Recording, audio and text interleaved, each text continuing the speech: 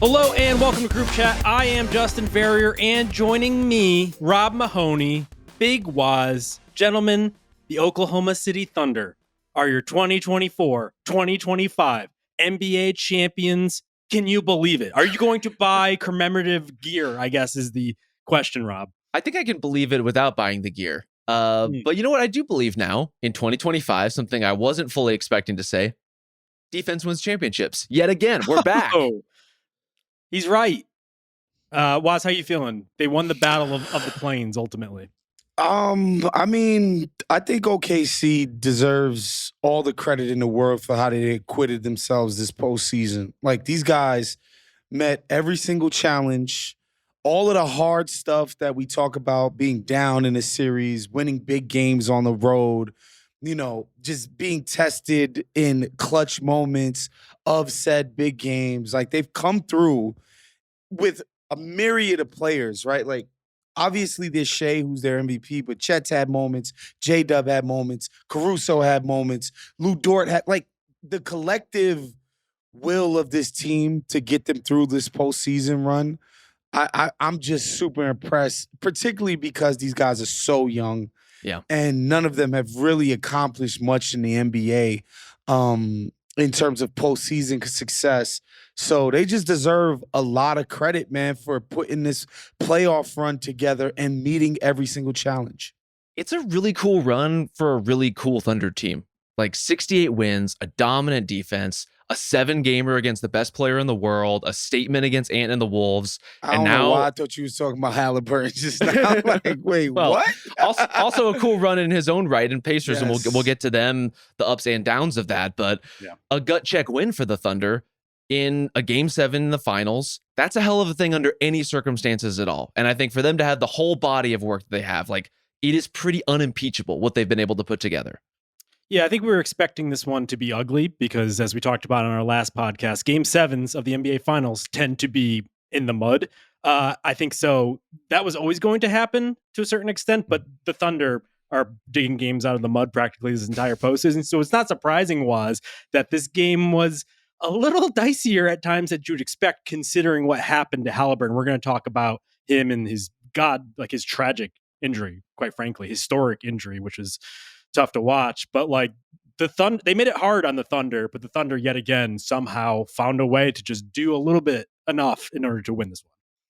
Yeah, I mean, by the time you're playing a team for the 7th time in a row, I think everybody kind of knows each other's tendencies, and you know that fact alone makes it so that you're not getting off any of the fancier stuff that you have in your arsenal. You've used everything you got by this point, and it just becomes a test of wills.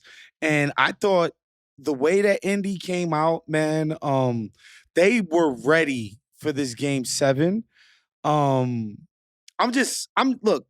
the Thunder are the champs. They deserve all of the praise, but I am just extremely impressed by the makeup, the mental makeup of this Pacers group. I tweeted it the other day, like, I'm going to be thinking about this team for the rest of my life, dude. Like, the way these guys just out-tough every single opponent this whole postseason, and it just doesn't feel like these guys should be in games, much less winning them. Yep. And, you know, pushing the Thunder, who everybody thought was going to, you know, dog walk them to the 7th game. That's how they came out in Game 7. Like, these guys were ready for this. I'm like, tip my hat off to them, the players, the coaching staff, man. Like, that's a whale of a team.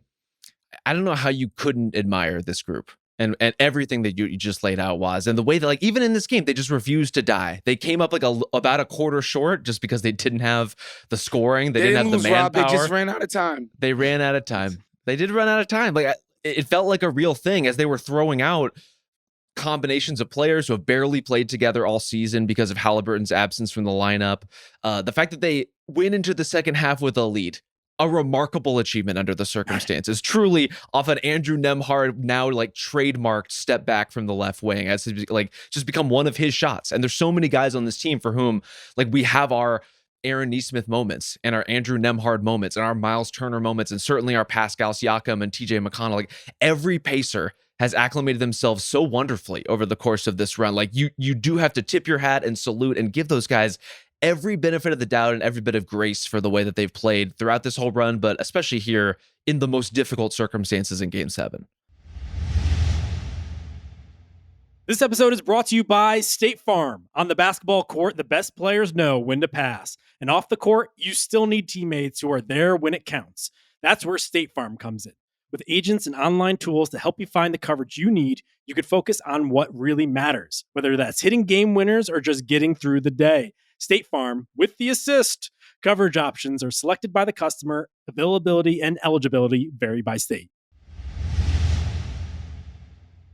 Yes, so they were up 1 at halftime. We got the TJ explosion in that third quarter, and then we got the hold on to your butts moment late in the game where Shai has 5 fouls. They're out of timeouts. They're in the bonus already, and it seemed like the Thunder were hanging on for dear life. Ben Mathurin basically willed by getting to the free throw line at will, a comeback in that fourth quarter, but they had to do that because of Haliburton. We're talking around it. We should probably hit it head on. Just absolutely heartbreaking to watch. Just considering everything that's gone into this miraculous postseason run, he is just such a wellspring of joy and happiness, even when he's like trolling other opponents. Like, I got a little emotional. I'll be honest. When he first hit the floor, he was just like, he just had he was crying so hard and hitting the floor. Like, that was tough to watch. And then when you see the replay and you could literally see his Achilles rupture, which is what we're assuming as we're recording this late on Sunday. We don't have official diagnosis yet, but that's kind of the widely presumed thing. It was like my stomach dropped. And it's funny because like the Pacers went on and played really hard to finish that quarter. I got to the second quarter. I was like, what just happened? Yeah. Like, I couldn't lock in. I can't imagine doing that on the team. Yeah. It really felt like after he went down, I don't. It sounds like you had a similar experience, Justin. I'm curious if you did too, Waz. Like, I was just like in a daze watching this game. Same. And it did feel like the Thunder kind of took a little bit to figure out what the terms of engagement were going to be with Haliburton out and like how to exactly attack certain things. And they had to settle into the games on their own terms, but so did we. And I think there are many reasons this is a devastating injury to Tyrese Haliburton, most of all, to the Pacers after the run that they've had to not get a chance to, defend that run with the fullest strength possible is a tragedy. It's a basketball tragedy in its own right. There's also something about like a moment like this. And one of the really special things about a Game 7 is the way it is just like complete distilled presence, right? Like we're not thinking about the off season. Everything is so contained. The stakes are massive. The emotions are high. And you see all that spilling out from Tyrese Haliburton when he gets hurt, when he's on the floor there. But the fact that all of that air just got let out from how pressure-packed this game felt, I thought was really unfortunate. And JP, you're right. It was an incredibly emotional scene watching him on the floor. I also thought it was incredibly emotional watching him in the tunnel after the game on his crutches, waiting for every Pacer as they came off the floor. Like, I almost don't even know what to say. Like, I don't know how you get a moment like this back or an occasion like this back. Like, we were just all kind of robbed of something. Tyrese, obviously, most of all. Yeah, obviously, like I'm watching these guys just like run around the court, and I'm also trying to put my mind in like Pascal Siakam's mind, or like, how do you even just hoop after this, after your teammate, your leader suffers such a devastating injury? But like all of those things you mentioned that make it so sad, it's just tied into, why we're watching sports in the first place. Like, these guys are hyper competitive guys. Like, they really care. Haliburton is out there on a bad wheel. He's got a strained calf. There's no way that injury isn't directly related to why he ruptured his Achilles. Like, if it wasn't the NBA Finals, he wouldn't be out there playing. And if you watch that game, this dude was going so freaking hard. Like the level of effort that this guy was putting forth on that bad wheel, and inevitably that's what ends up causing the injury. But, at the same time, I tip my cap to Haliburton for being out there and going balls through, literally putting his body on the line, man, to try to win a championship for his team. So, it sucks. I would have, I think we would have got an amazing finish if Haliburton gets to play that entire game. But, at the same time, I salute the guy for even being out there in the first place. Like, it wouldn't have been, it wouldn't have been like, oh, he's got an excuse. Like, honestly, it reminds me of the KD situation in Golden State. Literally the exact same thing. The guy was nursing a sprained calf. He's dying to come back because he's a hyper competitive dude, dying to come back for the finals, and then ends up messing up his Achilles on that same, leg. And so salute to Haliburton, man. He's going to come back. He's going to still be a great player when he comes back. It just sucks we didn't get to watch him finish this game. Yeah, and the unfortunate thing is this has been a kind of a mini trend happening in the playoffs thus far. We saw it happen with Dame. We saw it happen with Jason Tatum. Jeff Stotts, who runs the incomparable In Street Clothes, who logs a lot of this injury data, he says that this is now the most Achilles tears, if this is indeed an Achilles tear. So we're just on that caveat for now. This would be 8 on the season. The previous high was 5 in the 14-15 season. And this is the type of thing where I wait for data and people like Jeff to earmark these sorts of things. So clearly this is happening league-wide, and just as almost like an addendum to this overall conversation, like, this is something to take note of. Yes, Haliburton played through the injury. He played, 3 games after initially injuring his calf, and so he pushed through something. But clearly something is happening here, and my PSA would just be, stop playing so many goddamn games. It's almost always the games in every conversation we have about the NBA. And you can't say, if you're the league, that we care about player safety and health and we want our best players playing at the optimal fitness, and yet still run them out 82 games and then a postseason. It isn't just like limiting the back-to-backs. That's not doing it, right? We're seeing too many superstars get felled in the biggest moments, and that's just going to hurt the bottom line, which is what you're after in the first place. So just as a sidebar here, stop playing so many goddamn games, please. I mean, there's just so many areas of life in which we're abiding by rules that were made 50 and 60 years ago and expecting them to govern what is happening in front of us today. Like, the NBA game today is not what it was in 1965. Like, it's just not. And so expecting these guys to play that many games with this much movement, with this much dynamic action on both sides of the ball, I just don't think it's realistic anymore. And look, the NBA will have a serious conversation about that as soon as there is a financial recompense to offset whatever it is they think they're losing by trimming down the number of games on the schedule. Maybe expansion is that, maybe it's not, but like, this is getting untenable. This is getting dangerous for so many guys, and not just because it's happening in a Game 7 in what's supposed to be a celebration of the league and what's supposed to be a celebration of the Pacers and where they're going and how bright Tyrese Haliburton's future is going to look. And you're right, Woz, like, he's going to come back. He's young enough. We have every expectation that Tyrese Haliburton is going to be a healthy and effective superstar level player again. But now he's got a long way back in part because of the rigors of the schedule that brought him here. And I think this also kind of dovetails with the Thunder's overall perspective. If you look at Sam Presti's preseason interviews, he has this one big, you can ask him whatever question you want in the preseason, and I think after the season that goes often hours long. He talks at length about they built depth specifically to deal with the rigors of the new NBA. Part of that is just the torque and the stress that is exerted on a player's body, especially in the second half of the season when the schedule is a little bit more compressed. And so the Thunder have built their team in large part to avoid situations like this. It's just unfortunate it happened on the opposite end in the biggest stakes and the biggest moments of the season. But I have to give the Pacers credit, like we were saying, Rob, they looked like the team that was able to withstand this more than the Thunder, because it took a half for the Thunder to really be themselves. It really did take them time to settle in. And I would have loved to see the alternate version of this game where both teams are relatively healthy and can actually go after each other, because Tyrese was hitting out of the gate. This looked like it was going to be an incredibly fun back and forth matchup. And ultimately the Thunder were able to kind of wrest control of it, as they often do, with their defense by locking it down. I think Shai had a classic Game 7. But by that, I mean, it was hard and it wasn't always pretty. And it was effective in the same way that Kobe in 2010 was effective in Game 7. It's I really don't care about the shooting percentages. I care, do you have what it takes to get down everything that's required to win a game like this? And Shai absolutely lived up to that moment. And I thought J-Dub eventually found that moment. And I thought Chet in the second half, what he was able to do defensively, just completely locking down the paint, changed the course of this game. And it really, if we're talking about kind of what was able to finally rebuff all of the adrenaline and all of the force and all of the connectivity that was fueling the Pacers to that point, I think a lot of it comes down to the Thunder defense and just everything that they were able to take away. Yeah, that third quarter where they forced, I think, about 7 turnovers. It might have even been more. It was 8. 8 turnovers in that one quarter. You just saw the full culmination of them just being look, their best ball handler, mover is out, we can ratchet up the pressure and not deal with some of the consequences that come with being hyper aggressive that way. And they just took advantage, man. And then, they got some shots to fall, which always matters. But yeah, that's to me, when I think about this particular Pacers team, this particular Thunder team, it is going to be the defense.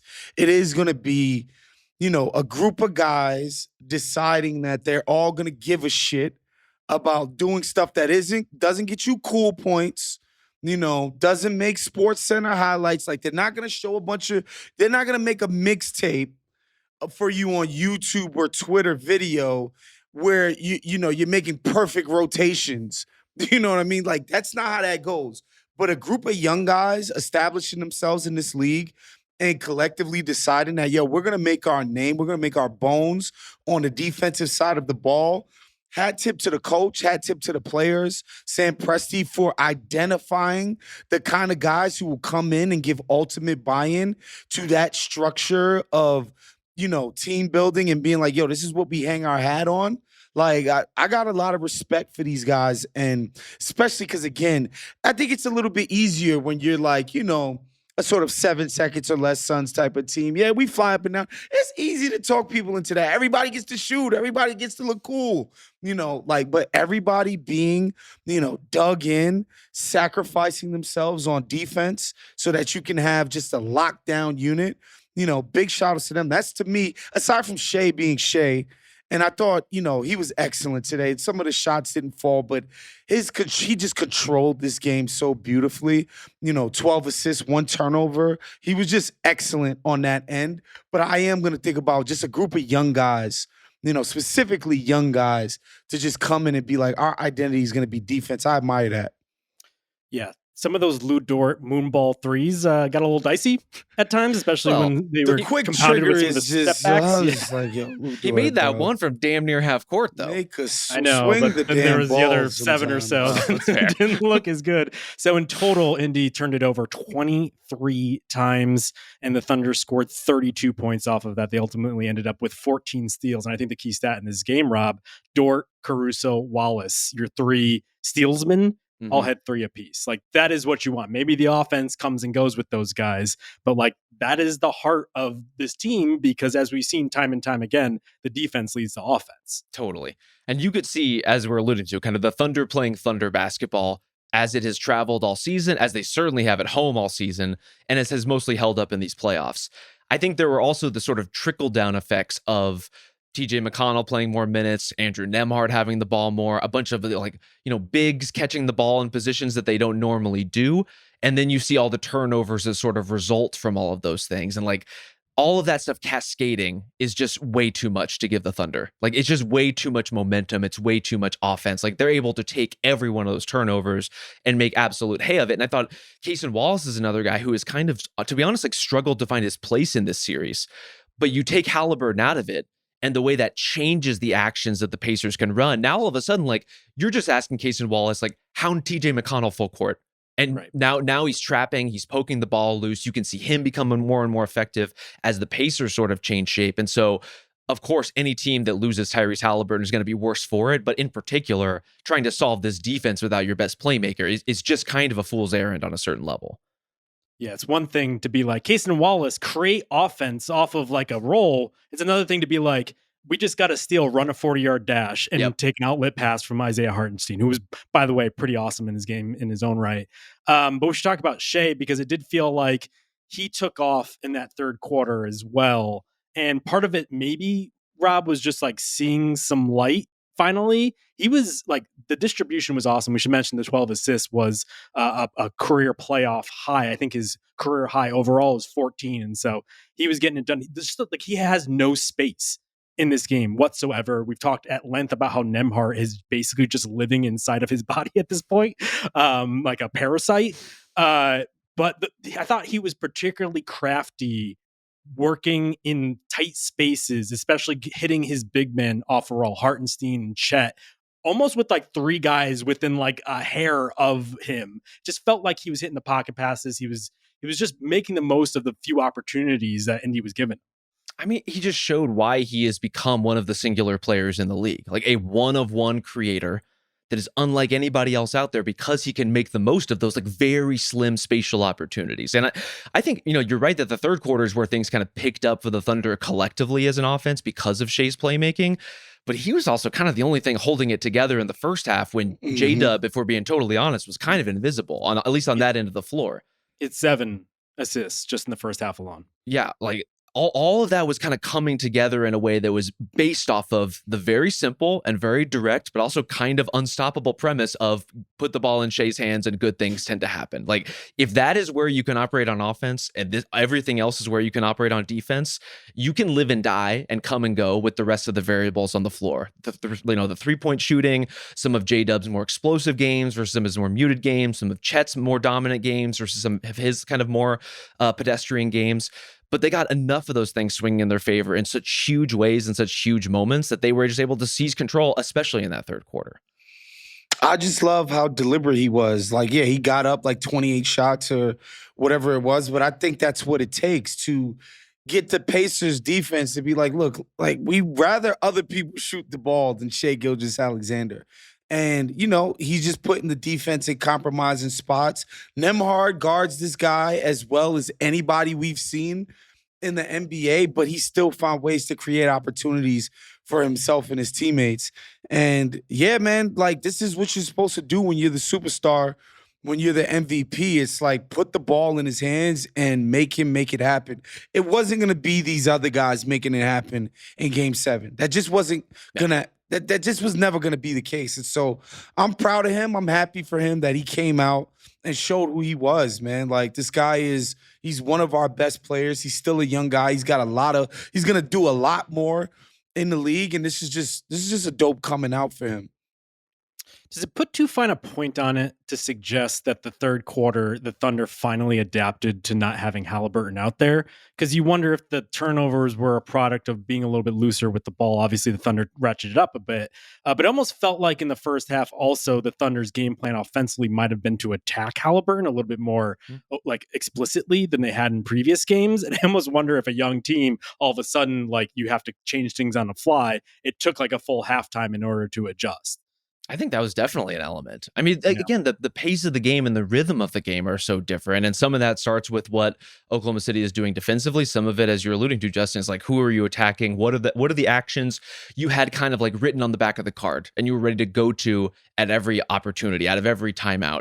I think a lot of that stuff probably gets changed up. A lot of it gets thrown out the window. I thought it was really interesting that the Thunder started running, in particular in the second half, like a lot more very indie ghost screen kind of action with J-Dub sort of like coming to feign a screen and then just brushing by for Shai. Just get that like moment of hesitation, the moment of miscommunication.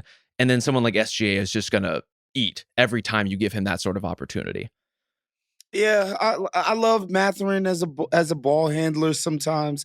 McConnell, obviously, he's got a decent handle, but like OKC puts out a bunch of piranhas, man. Like they're going to make your life miserable. If you're not a Haliburton level handler, pacer, like it's going to be miserable. And by the time the third quarter came, some of these like lazy, throwing it over, like jump passes, that kind of thing, it just wasn't working as well. And again, when OKC just knows they can kind of pin their ears back and just rush you, it's just a different animal. Like Haliburton can make you pay for being over aggressive. Like his understanding of angles and just his vision of the court, like his vision will make it so that if you're being too aggressive, he's gonna find the guy that you're cheating off of. Like these McConnell and Nembhard and Mathurin aren't those level of sort of court vision guys. And so, yeah, man, they did the right thing by pressuring up on those guys and sort of breaking the dam.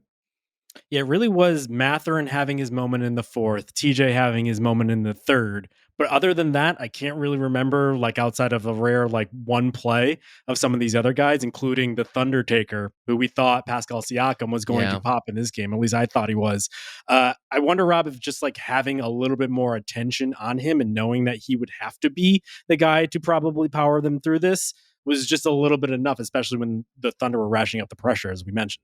Yeah, it's not what he's best suited for. I did think it was telling, though, like in the first half in particular, the minutes where Pascal was on the floor were the minutes where the Pacers did feel most like themselves, even without Haliburton, where they were kind of holding it together. And you could see when he went to the bench, it's like it's starting to slip away. The turnovers start piling up. They start just getting out of sorts. And so he was kind of holding them together for a minute alongside TJ and Nembhard and those guys. And I mean, honestly, it was a really collective effort. I almost don't mean to single out anyone in particular, but he just wasn't able to have the sort of like elevating star in this moment sort of performance.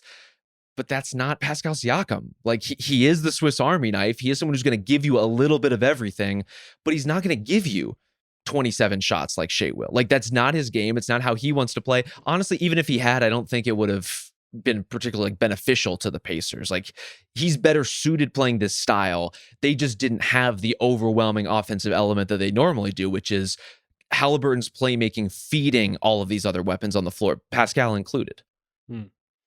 Yeah, it just felt like a lot of the magic was that we've seen from some of the ancillary guys, just like they ran out of pixie dust here. Toppin in particular, we talked at length about like all of a sudden he seemed like one of the Bash Bros coming off the bench, but like, good God, he had probably his worst games of the finals at the worst time. Yeah, but we can't be surprised by that, right? When the engine gets taken out, they have to find different ways of being than they've been playing this entire postseason run. Like, it's all connected to me, right? Like, the idea that a guy goes down and everybody just collectively starts taking different pieces of his job, it doesn't really work like that when your role has been so defined for this entire run. So, you know, I guess people needed to step up, as Bill would say.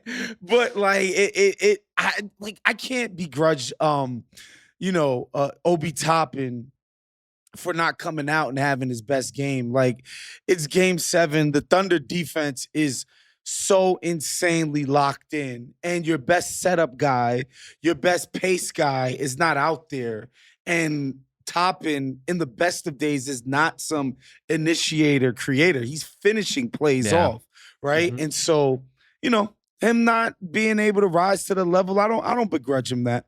Well, and not just your best like setup guy too, or your best pace guy, but your get out of jail free card. Like all of those traps and those passes over the top that we're talking about that started getting picked off. Guess where they go? They go to Obi Toppin for dunks. Like that's the natural outlet point. And so losing the mechanism to get out of those dicey situations, I think just killed the flow of the Pacers offense. And Haliburton had made, I guess, like 3 threes before he left the game. He was expanding and stretching that Thunder defense out, which like the further they got to play out on the court, the more space these other guys have. And now you don't have that pull-up 28-footer, option available to you. So, of course, the court becomes way more constricted, and it's gonna be tough for these other guys to cook, man. Like, it's just hard for me to find reasons to be disappointed in the Pacers' effort, man. Like, these guys gave it everything. Yeah, I mean, Haliburton was pulling up from like 30 feet out and hitting him like Steph in the first 5 minutes of that game, hitting 3 out of 4 of those. And you're right, we saw in game 6 how much just him being able to stretch and orchestrate from far out just added to everybody else's offensive game. We should mention, just like on the Thunder side of this, if we're talking role players, I thought Dort late was just completely harassing the hell out of guys. There's one series where he had 2 steals and then he forced a out of bounds play on TJ. I thought Hartenstein played an awesome overall game in this one, like finishing like physically with touch early, but just like his ability to orchestrate at his size and like just the amount of like wood that he lays defensively, but still be able to hit guys off of short rolls. And like, I think he had 4 assists in this game. He was awesome in the middle. Like, there's one conduit pass where like he got hit in the middle and he kicks it out for a 3. I thought he was awesome. And then Chet late, he had 5 blocks in this game. Yeah. Once again, it took him until the 4th quarter to finally show up, unfortunately, for the most part. But he did ultimately show up. So can't fault him too much. I think the Hartenstein part of that in particular, like, one of the toughest questions for any organization, especially one where you're kind of a young up-and-coming team, is when do you really push forward? When do you start making the big swings in free agency? When do you start trading the guys that you've developed and like for other players? When do you start trading draft picks? When do you start investing in that stuff? I don't even know that the Thunder have like fully done that. They still have a lot to work with, but the closest that they've come was timing it just right, which was this past summer, getting Isaiah Hartenstein in free agency, trading Josh Giddey for Alex Caruso, two guys who they don't get to this point without the two of them, and they certainly don't win in the finals without the two of them. Just proved absolutely instrumental, and I think that they were able to time that perfectly for a bunch of different reasons. The simplest one is like Shai became Shai, and then all of a sudden, all of your other needs become a little bit more moot. You don't need as much creation as maybe you did when you traded for Shai in the first place. J-Dub coming into his own as an all-around player was clearly a huge part of that too, and then this sort of collective, good, hardworking defense evolved into something historic. And this is one of those areas where like I'm watching this title happen right in front of us. Every time this happens, you see the same pattern, which is every other team looks at Nikola Jokic winning a title and they're like, where do we get our playmaking big? You know, they watch Steph win a title and like, how do we mimic this sort of motion in our offense? Like, I don't know how you get a bunch of 24 and 25 and 26-year-olds to play defense like this. Like, I don't know how to do it. I don't know if it can be done, but clearly the Thunder were able to pull it off. And so, like, I don't know to what extent like a copycat NBA is going to be able to do anything with this Thunder team. Yeah, I don't know if it'll be a copycat NBA, but I think teams need to focus on, this is the team with the target on its back now, right?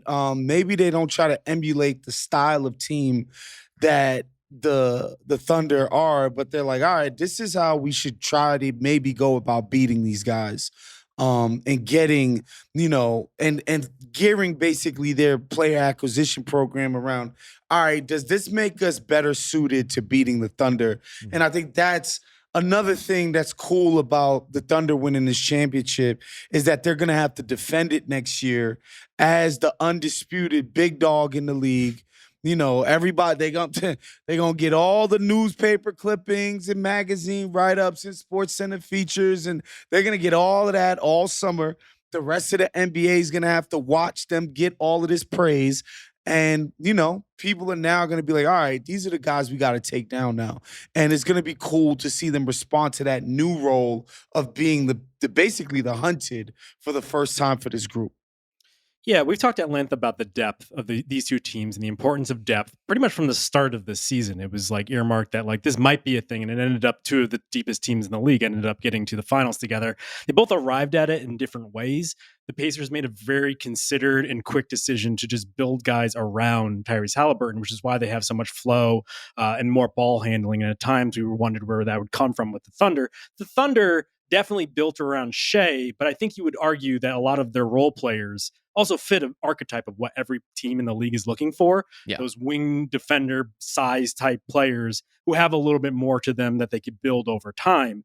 And so you're seeing that right now for the Thunder bear dividends. Like, they won the title. This is as good as it gets. But throughout the game, I was thinking to myself, like, this is the start of something. And so you're right, Rob, because like, yes, they have what every team is after, but it's also going to, hopefully, you would assume, just get better over time because guys like Case and Wallace, even like Caruso having another year in the system, could add a little bit more offensively. Because I was out there watching this game tonight, and it's a lot of like, when Chet isn't hitting, it's a lot of Shai, J-Dub creation, and a lot of guys who are pretty narrow. Like Dort is moonball threeing, like Caruso, a super intelligent player who almost finished a lob dunk in this one, like a tip dunk that would have been the best play in the fucking game. But like Chet is, you have to limit him to like cuts and the baseline and like maybe stretching out the three, or Hartenstein is good passing, but obviously is a big man. And so like they're going to add offensive skills on top of this. So it's almost like this growing organism where it's like, oh, like this is Gremlins 1. Like, let's see in Gremlins 3, 2 to 3 years from now, where these motherfuckers are just have knives on their hands and they're just like, I don't know, they look like Goro from Mortal Kombat. Well, let me tell you, Gremlins 2 is already fucking batshit. So I'm ready for the Gremlins 2 version of the Thunder, in which Case and Wallace becomes pure electricity over the course of that movie.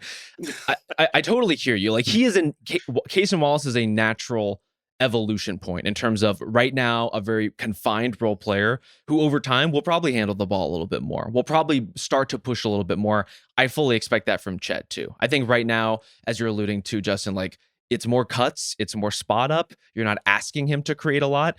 I think it's fully within his skill set to eventually get to that point. But the stakes were pretty high this season. And now you're They're going to be high again next season. The title defense is going to be incredibly challenging in its own right, but you also know you can get there. Like, you know for a fact that this team is good enough. And with that comes the freedom to do different kinds of experimentation. And we saw plenty of experimentation with lineups, with roles, with all kinds of stuff with the Thunder and their injuries over the course of this year. But I think developmentally, watching a guy like Chet grow into a different sort of offensive player is going to be really exciting. Figuring out like what happens if Nikola Topic is good? Like, what happens if he comes in and he's like a really good rookie all of a sudden? They're just a team with an embarrassment of riches in terms of their development, in terms of their present tense. Like, that was something that I think crystallized for me watching Chet have the defensive impact that he did in that second half, which you mentioned the 5 blocks, Justin. Apparently a Game 7 NBA Finals record. No one has ever done that before in a Game 7 of the NBA Finals. That was not a flash of defensive potential. It was a showcase of who he is at this exact second and how he can change the course of a game with his defense. Now we're going to see how that kind of flips to the other side of the ball. And will Chet ever get to the point where he is someone who is expanding what a team can do offensively? Or is he going to be very comfortably an all-NBA level defender who also does some good stuff on offense? Yeah, everything you guys said, I'm thinking the same things in terms of their offense is going to become way more sophisticated over time, right? Producer Zay before the meeting was like, man, it was a lot of just Shai just pounding the hell out of the ball.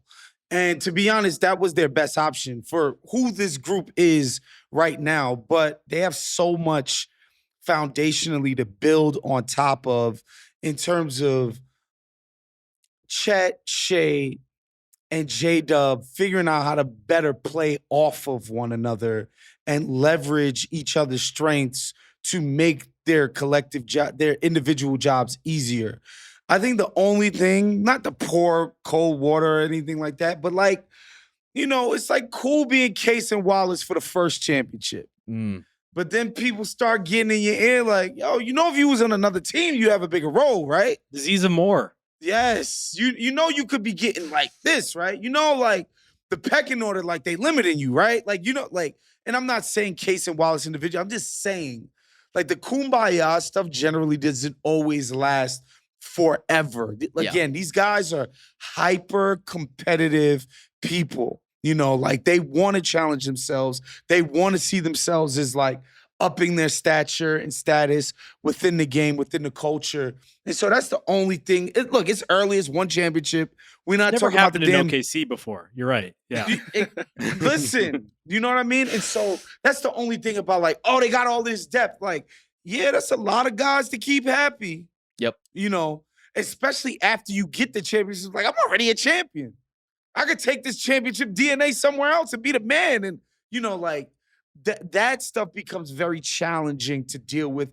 Obviously, it's a rich person's problem to be like, oh, how do I deal with having all these great talented players? What do you do? You know, but it's definitely something to think about. You're right. The shuffling of the lineups, being able to take a guy out and start him another game, like that stuff is tough, especially over time. Ultimately, now this other guy's getting more girls than you at the club. It's like, come on, man. It's tough. Yeah, Chet Steez Caruso just getting after it. He's like, this fucking guy. I gotta say though, watching Chet chased around TJ McConnell reminded me of like Rocky chasing after the chicken at times.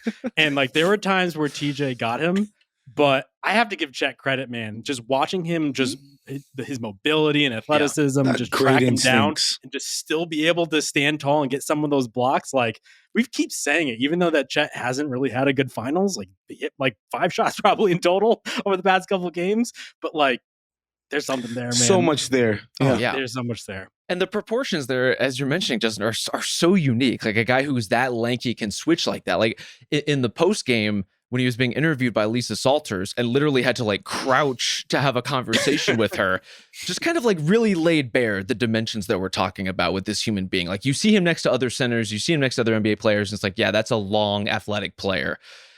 But he's something really different. He's something really unique, even within the context of NBA history. And yes, Victor Wembanyama casts a long shadow, and I'm sure those guys are going to be dueling for a long time. But there's a lot here for the Thunder to work with, and a lot of flexibility in terms of tapping into different strategies, different tactics, different lineups. Like we're going to see over the course of the next couple of years, does he need an Isaiah Hartenstein with him on a recurring basis, or is he going to be a full-time NBA 5? I don't know. But right now he's a full-time NBA champion. Like, he just made it here on his terms, as did the rest of these guys. Yep. So OKC ends up being the youngest title winner since the 77 Portland Trailblazers. And let me tell you, always comes back to Portland. Yeah. There are hats with 77 on them. There's like things are 77% off. Like, people, if this is the only title that they get, OKC will remember this until all those people die. So that's one note. Also, we should put a final peg in this one. 3 teams, 4 instances previously of 68 wins plus a title. 2 Bulls teams in 96 and 97, Lakers in 72, Sixers in 67, and now the Oklahoma City Thunder in the first year of what could be a pretty dominant run here. And so, I don't know, we've been talking about it for a while, and we kind of expected this at a certain point, but like, this is pretty fucking historic. And so I have to wonder, like, could we be talking about like regular season wins records? Like, what's on the table here at this point?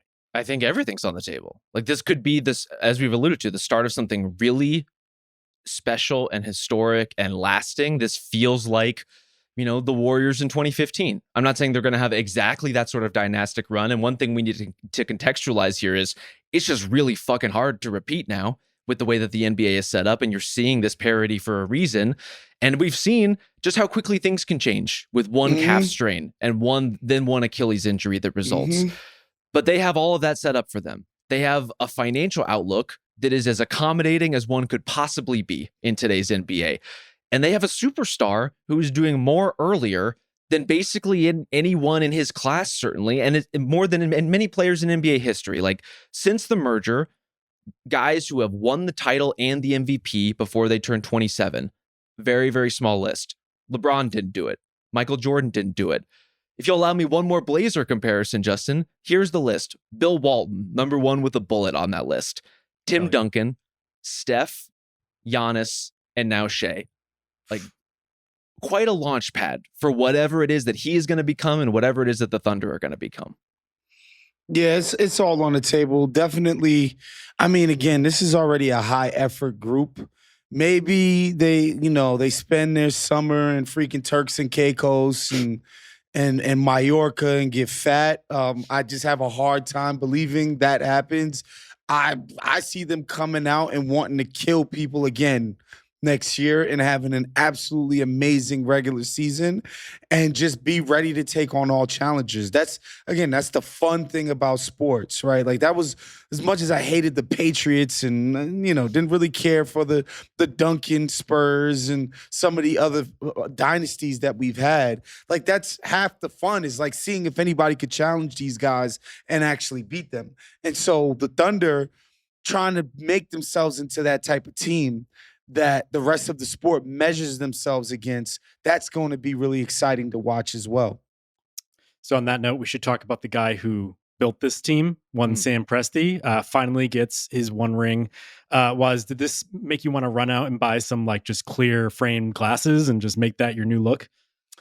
No, but I did maybe want to check out some hip hop jazz. I don't know if you guys saw Pablo's special. This dude dropped a freaking jazz rap album in college, which I thought was just fascinating. Yeah, I've said it before. I wasn't like a skeptic, like, oh, is Presti good at his job? But I thought sometimes in the media it would get a little ridiculous about how great this freaking Sam Presti is. I'm completely on the opposite side of that. I think this guy is just incredible at what he does. In terms of his ability to see a vision, to have a vision that's bigger than one individual thing. It's all of a piece, right? All the kind of guys, the mental makeup, the kind of team that he builds organizationally, the culture they're trying to foster, it's all of a greater thing, which I think is really hard to do in professional sports, especially in this day and age, with soft ass Zoomers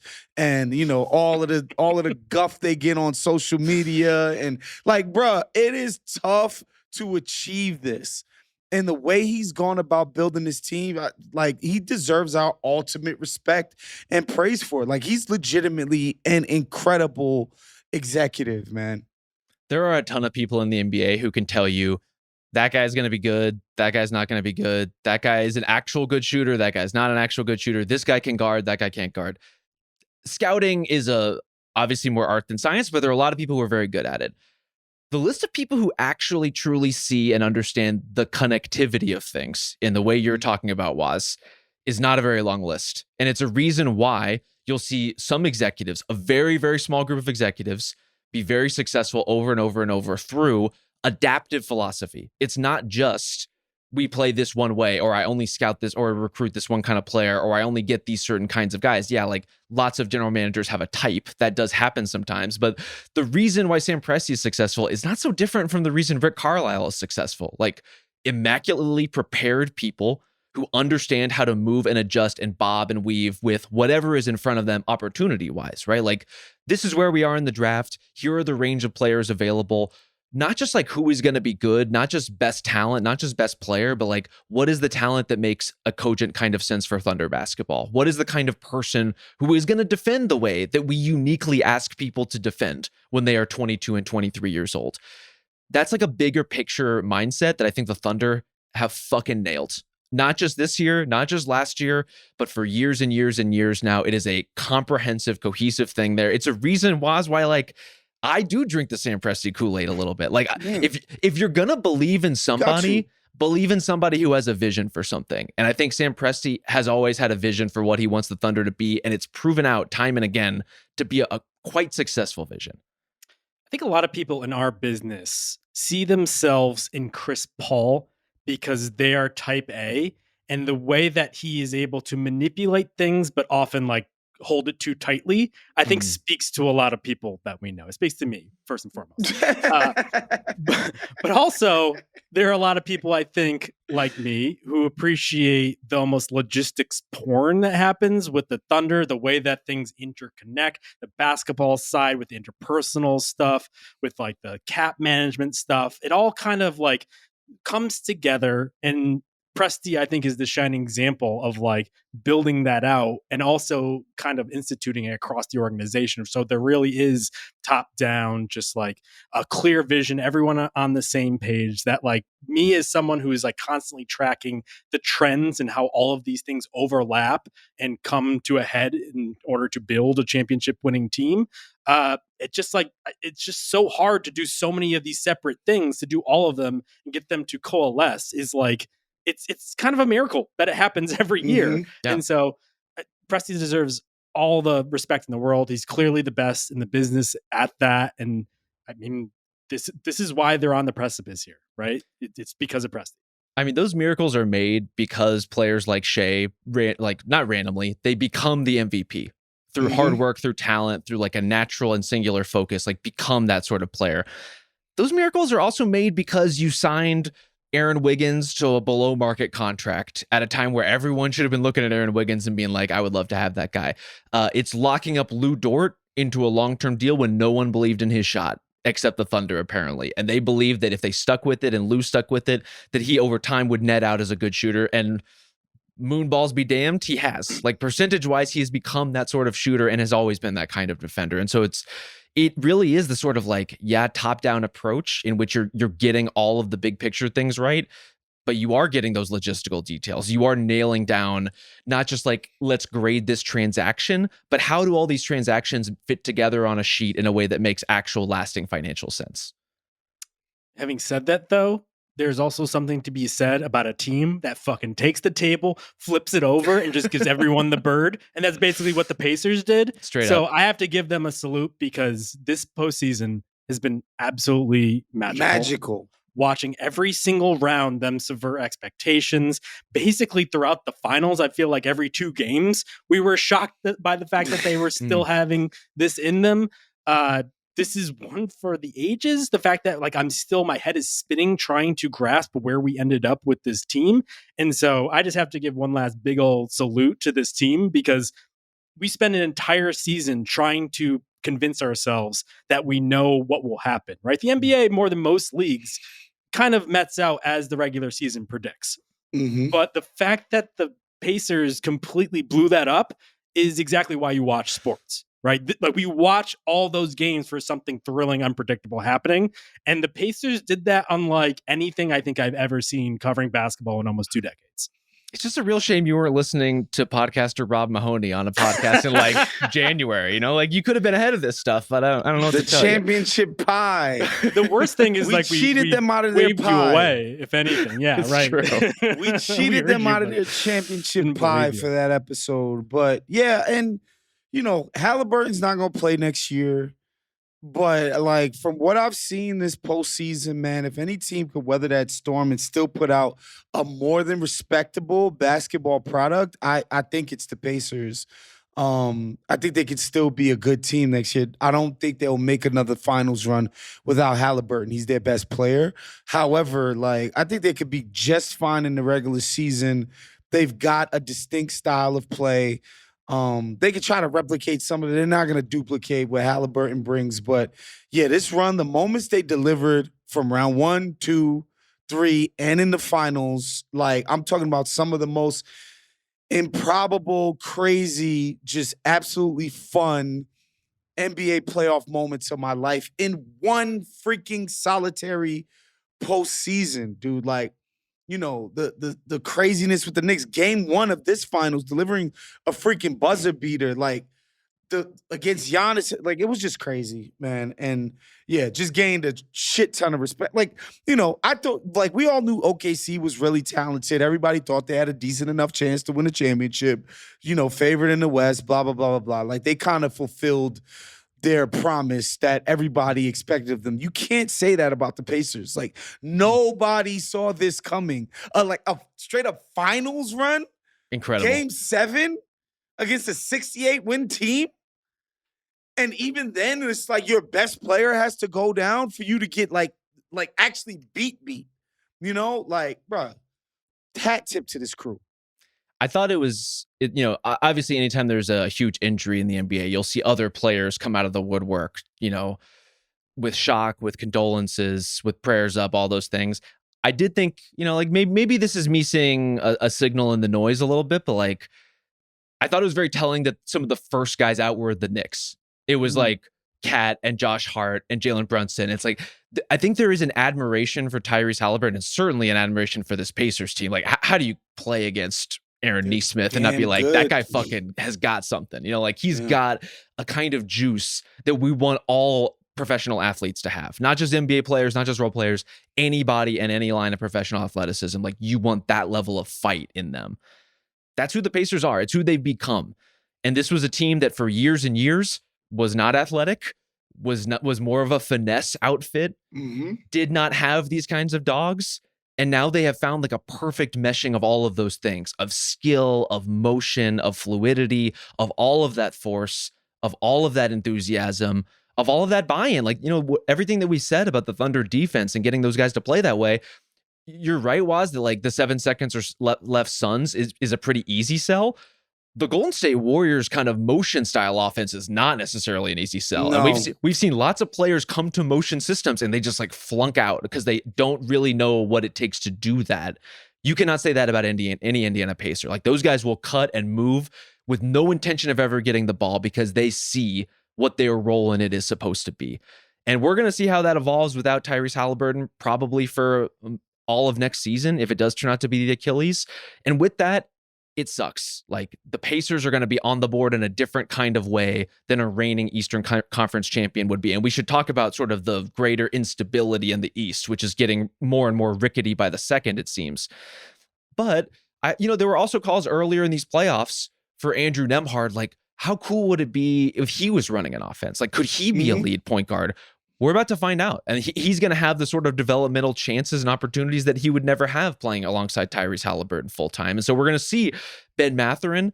And he got to try to get paid next season. Well, he is certainly going to try. And we have seen the part of him that awakens when he feels he is needed.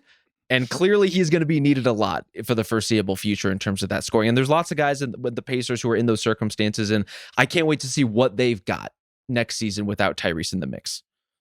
Yeah, it's a bummer for a variety of reasons. First and foremost, because of Haliburton and where he is in his career and where he was expecting to go next season. This was supposed to be the start of something, and we expected the Pacers to walk into next season and be the presumptive favorites in the East. They earned that right, and it seemed like they were going to be on a run similar to, in some ways, to the Thunder. It will be a different type of follow-up for them. I guess, if anything, it will be a stress test for this system that Carlisle has built to see if Nembhard and all these other guys can plug the hole until Haliburton, let's cross our fingers, can get back later in the season, maybe in the playoffs. And we'll see from there. But I'll also have to see what happens with Miles Turner. He's a free agent. Will he look elsewhere now because next season might be a little bit more mixed? We'll see about that. But the Pacers have something. And we didn't expect that minus Rob as recently as 2 months ago when we started this journey in the postseason. So it's a miracle. I'll say it again. It's just like it's a fucking miracle where we ended up here. Can I circle back to two elements of the Thunder celebration I would like to ask you guys about? One is Shai Gilgeous-Alexander, the first NBA champion to ever do heart hands from the podium. Is that an NBA first? Definitely. Yeah, you know, with the shoes around his neck. I like the the guys shoes are around getting the so neck. crafty with the branding. I kind of like that. I got to be honest, it worked for me. Bro, did you guys see this? Rachel Nichols tweeted, "Plenty of celebrating and cheering going on in the Thunder locker room. But if you're looking for a crazy champagne-soaked celebration, well, it hasn't happened so far." Quote, "They're not old enough to drink," Sam Presti just told me. I mean, they are literally, Crying but emoji. You think they're going to Brahms and getting some milkshakes instead and going to bed I at like hate 10 the o'clock? idea that these guys are going to go get frozen yogurts and not go to Miami or Vegas to celebrate. Like, that just pisses me off as a notion, but whatever. What do I know? I'm a washed up, damn near 40-year-old. I think they're just doing a bit. It's no different. I pray to God they're doing a bit. They're just highly talented athletic nerds. Yeah. What more could we empathize with than that? But minus the talent and the athleticism. Yes. I have to ask Waz specifically. Mark Daigneault on the championship podium for his interview. You've discussed his kind of like even-keeled nature and how you wish you could see some fracture in it. And I have to say, yes. I thought the mask slipped ever so slightly, and it looked like we might get Mark Daigneault actually breaking down and showing some emotion. I'm curious if that impacted you at all. Did you react any way to it? No, the whole team, like, legitimately, you could tell, like, they are elated to have achieved this. As a group, they seem to like each other. I wasn't surprised that Daigneault actually had a human moment after winning the freaking championship. I mean, like, god damn, what a low bar to freaking to go over. Like, yeah, man, he definitely showed some feelings and showed some humanity. I just like to see all of these guys doing that more often. Bring the people in, folks. Please. Is it surprising to see a UConn grad in touch with his emotions? It's shocking, I gotta say. Based on my personal proximity to UConn grads, I'm not familiar with this concept. But we are winners. I'll say that. That's undeniable. All right, why don't we flip now to a shining example of a player who has been stuck on perpetually unhappy teams for what seems like half of his career at this point, because before the finals happened, Kevin Durant finally got traded. What's funny is before last pod, which was on Friday, we talked about like, oh, should we talk about certain things? The Lakers sale just happened. I was like, KD thing, I don't really feel a certain way about it. If anything, it almost made me feel like J-Lo getting married again, where it's just like, these things just kind of happen. Like wake me when it sticks for longer than 2 to 3 years. But the one thing we did talk about was like, I don't know if it's going to affect the race that much, but Rob, you said the one team where it would be the Houston Rockets, which is where he ultimately ended up. Are you surprised, first and foremost, this is where we ended up? And what do you think about the return overall? I'm more surprised by the return than the where. This is not the most overwhelming offer I've ever seen. I understand all the caveats with Kevin Durant. I understand that he's someone who's going to be due for a big money extension that some franchises might not be super eager to pay at his age. All of that is totally fair. Still Kevin Durant. Like, he's still one of the best individual scorers we've ever seen. He's still coming off of a historically efficient season. And I think in this case, he lines up so perfectly with exactly what the Rockets need that I am hard pressed to say this is not like a meaningful move. Like, I think there's lots of teams out there who could have traded for KD and it'd be like, okay, he makes them better, but does he fix the Miami Heat and everything that is ailing that team? No, he does not. Does he fix the Houston Rockets and the slog that we saw of their half-court offense in the playoffs? Maybe not every bit of it, but a damn well lot of it. And I think of the version of Houston that we saw in the playoffs against Golden State with Kevin Durant, granted minus Dylan Brooks, minus Jalen Green, who your mileage may vary on, that is a really dangerous team. And it's a really dangerous team even to an opponent like the Thunder, who just proved everything that they've got over the course of a championship run. But I'm looking at the Rockets in a different light. Like, I don't know how you couldn't, adding a player of that caliber, and specifically a go-to half-court scorer of that caliber for a team that just did not have one. I definitely think they got better. There's no two ways about it. And, all of the needs being what they are, it's just, for me, it feels like KD is going to be carrying this offense. And he's 37. Like, I don't know if that's what you want to do. And I don't know that Houston feels like a team that's going to score efficiently against OKC in the playoffs next year. That doesn't feel like that's what happened today, but I could be wrong. I'd love to be proven wrong. Maybe they play OKC in some hyper competitive series that we'll love. That wasn't my first reaction. It's just the age is like, man, when you just stare at that number, it's like 37. Like, that's old, bro. And so we'll see. That's us. Literally again. 37. Like, old to be carrying that offense. And, again, like, they have young guys that presumably are getting better, like Jabari and, hopefully Reed Shepherd can actually sniff the court this year. And, so obviously Şengün was the sort of anchor of the offense this year. Like, they have guys that are capable of improvement, but they're going to have to, like, KD's going to need help to springboard this offense. It's not just going to be him by himself like in the good old days when he was an MVP kind of guy. And so that's why I'm like, it's a great move for the Rockets. I do wonder if it does just elevate them from first round exit to the Warriors, who, like, we loved them as a team, but, like, I don't know. Did we think like Golden State was like some sick team? I don't know. I don't know. I'm happy for them, but I'm like, I don't know how much better ultimately they're going to be. See, that's kind of why I like it, that they practically swapped the go-to scorer role from Jalen Green to Kevin Durant, that even in his old age can get some stuff done. I think he would have probably been at least third team All-NBA if he had played enough games in order to be eligible. Definitely would have been in the mix at the end of the season there. And while Dylan Brooks has been helpful for that team, I ultimately always saw him as sort of a starter pack until they could turn it over to some of their young developing guys. They're basically on the same track, but they're just handing over the duties of scorer to a much more accomplished, like, steady hand. And I think the good of this is that you're giving more to the Tari and Bari combination at the 4. One of them will presumably start. I think Jabari will probably get the first crack at it. But all your younger guys are still rearing. And if anything, the young guys that got benched to the point where they weren't even playing, Cam Whitmore and Reed Shepherd in particular, now they get to be integral parts of the rotation, or at least cracks at it. We'll see if Ime Udoka can bring himself to play Reed Shepherd actual minutes, considering his defense.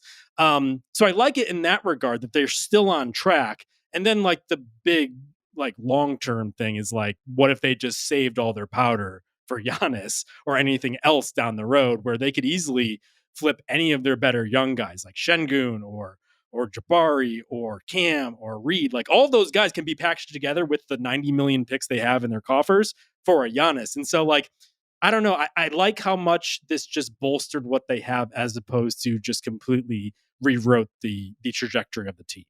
Yeah, I think what you said about kind of swapping out the first options, Justin, like, Jalen Green and KD basically take the same number of shots. One of them is just much better at taking shots than the other. So, like, I think yes, KD in the playoffs will be stretched a lot. Like, if he can get there healthy and be the sort of half-court influence that they need him to be, that will be an incredibly high usage role. The regular season, though, The Rockets are a powerhouse offensive rebounding team. They want to get out and run, not unlike the Thunder, and force turnovers. Like they want Amen and Tari like creating, like wreaking havoc. And they're going to alleviate some of that pressure in a way that, to be honest, Phoenix never could. Like the Suns always felt like the stars kind of trying to hold up a team that didn't really work because they never really had the connective tissue and the surrounding pieces to make it make sense.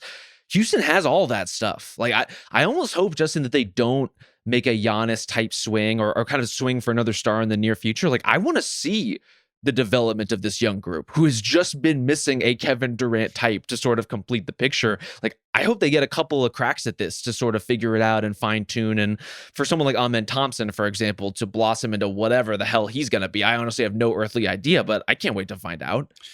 Yeah, that's the X factor to me. Like, how much better offensively, specifically, because he's already an insane all-world defender. Like, how much better is he going to be at defense? Like, it's the offense that we want to see him take a jump. If him and Jabari take a jump, then, you know, I'll be singing a different tune next season, right? But ultimately, we know what KD's going to be for this team. And I don't think if those guys remain at the level that they've been offensively, the young guys, that's going to be quite enough. Now, if they develop and show themselves to be like, yo, especially at men, like I'm an all-star kind of player, then shoot. Then now we kind of cooking with fish grease. Yeah.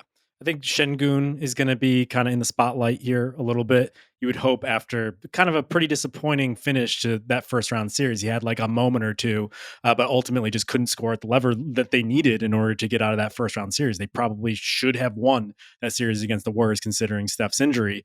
I think he's going to be the guy where it's like, all right, we got you KD. Can it unlock some of your special qualities? And he did have an all-star season, and to his credit, the defense was light years better than it had.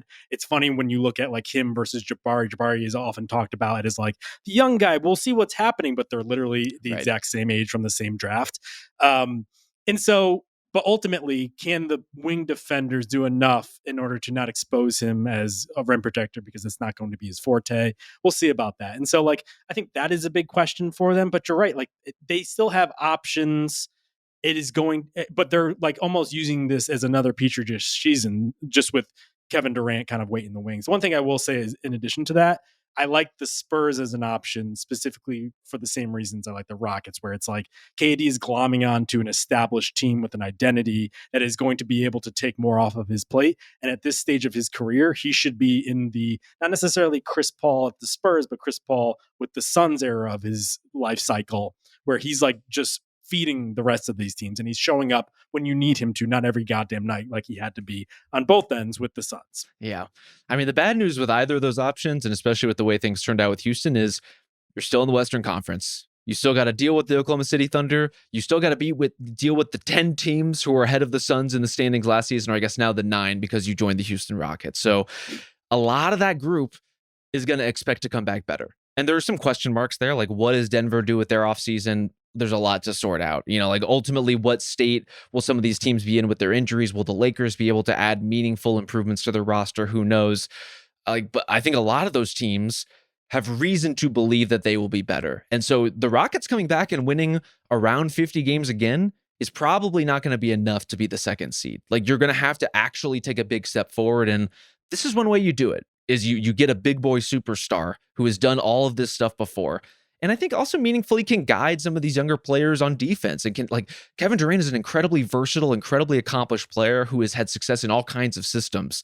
I think he has a lot to teach these guys, you know, contrary to how curmudgeon-y his reputation may suggest that he is, or difficult his reputation may suggest he is. Not to say those things aren't true in their own right, but they come with this other stuff too, which is the wealth of experience that someone like KD has at his disposal.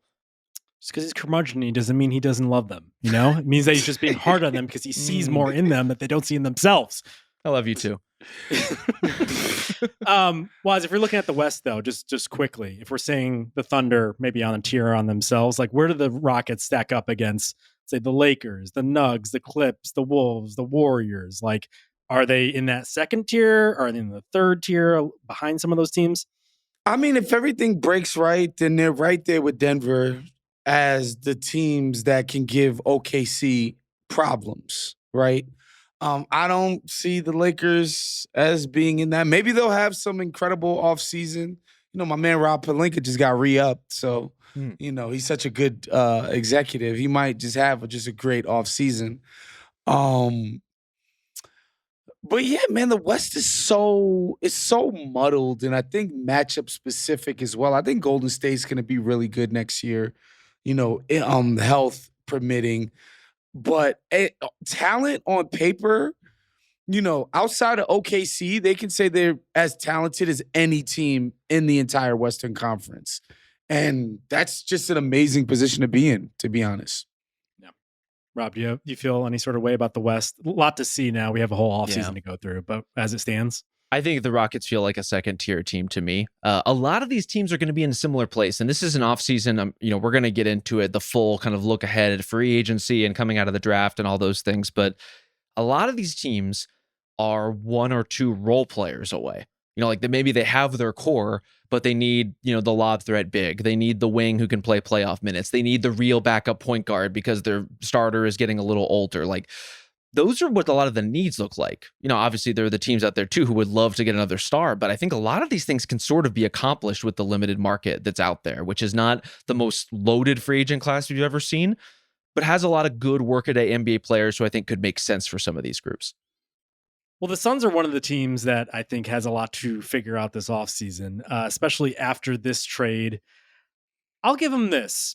I'm going to play devil's advocate right off the jump here. It was always sunk cost that they wouldn't get anywhere near what they paid for KD. I see a lot of people comparing the two trades. There's no way they were even getting half of that, 75% of that. I will say, I will give them credit at the very least. In addition to getting their own pick back, which is number 10 in this upcoming draft, we'll see what they get out of that. I think that range will get them a pretty decent player. It seems like they at least targeted players that don't box them in long term. Because if you had gotten back, for instance, Julius Randle and gave him a new shiny extension for 4 or 5 years, then you're the Julius Randle show with Devin Booker. And I don't think that's where you would want to be. At the very least, you have Jalen Green on a 2+1 contract. We'll see if they respin him somewhere else. Dylan Brooks, whatever. He does what he does until you need to be a better team. And then he goes on to another team, right? He also is on a shorter term declining contract. Bradley Beal is on a 1+1 finally. They keep leaking reports as if they're going to get rid of him. Anybody wants him. 1+1 meaning so he's got 2 years left on his deal because he's picking that option up. Let's be real about that one. Which is still better than where he was previously. But sure. They're not boxed in for 5 years. At the very least, it's the next 2 years are going to be probably pretty painful. Yeah. But then they might be able to come out of it. That's my sell. Do you guys, does it convince any of you guys? Come out of it with what? Because they don't own any of their future picks. So these couple years of being bad, they're going to be, I think, not very good at minimum. Maybe they're able to strive for a certain kind of mediocrity. But where is the upward momentum here? Where are you getting the vault into the next star who's going to play with Devin Booker or the next promising prospect? Where's that guy coming from? And the thing that's tough is that there's just no free agency anymore, right? If they could be look, we're gearing up for a year, whatever, for free agency because we're going to get some big player. No, you're not. Every player Chandler in the closet just signs extensions. So it's the cap space. You can use cap space to get stuff from teams, renting out your cap space and teams getting off of guys facilitating trades. They can take that approach, but that's a patience and a a methodical approach that I don't know that Matt Ishbia has the makeup to endure. So I don't know. I ultimately agree with you guys. I think they're in for tough sledding. I would be looking to get rid of Devin Booker for whatever reason. He seems like he wants to He's keep a the Kobe son for system life. and play out.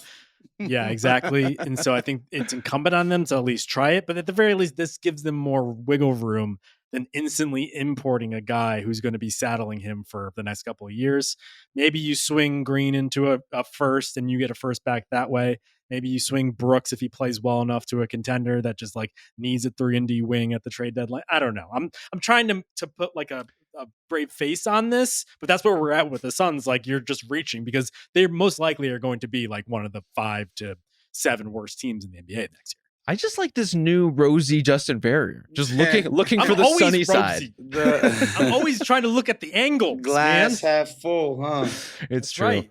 Mr. Look, I Optimism. Mr. Brightside.